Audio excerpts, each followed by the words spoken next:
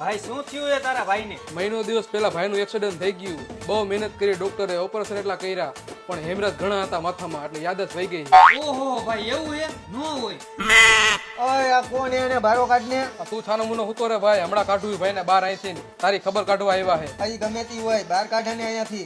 હવે હું આની પાસે 1 લાખ રૂપિયા માંગુ અને આની યાદદાસ્ત વહી જાય. હવે મારે આની પાસે પૈસા કેમ કઢવા? અરે ભાઈ, હું તમારા ભાઈ પાસે હે ને 2 લાખ રૂપિયા માંગુ અને એ લેવા આવ્યો હોય, તમારે દેવા જોવે.